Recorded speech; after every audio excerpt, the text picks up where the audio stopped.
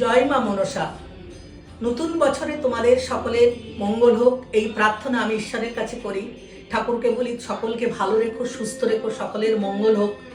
আমি তোমাদের প্রতি বছরের ন্যায় এবছরও আমি একটা সুন্দর টোটকা তোমাদেরকে বলছি।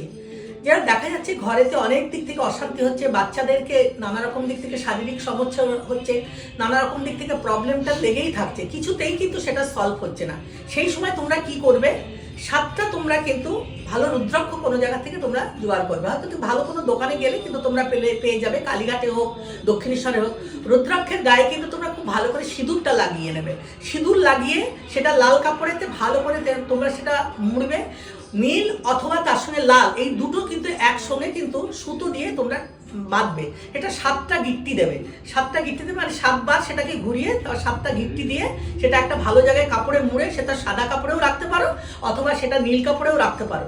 যাদের শনি খুব খারাপ যাচ্ছে, যাদের দিক থেকে ভালো যাচ্ছে না সময় এবং নানা রকম বাধাবিঘ্ন চলছে, এটা কিন্তু তাদের কেটে যাবে এবং তোমাদের কিন্তু উপরে কিন্তু খুব সুনজর বড় বাবার দৃষ্টি পড়বে এবং তোমাদের সব দিক থেকে কিন্তু সেটা মঙ্গল হবে এবং তোমাদের সংসারে আয়োনিত সব কিছুর দিক থেকে ভালো হবে। সকলের মঙ্গল হোক, সকলের শান্তি হোক, এই প্রার্থনা আমি ঈশ্বরের কাছে করি। জয় মা মনসা।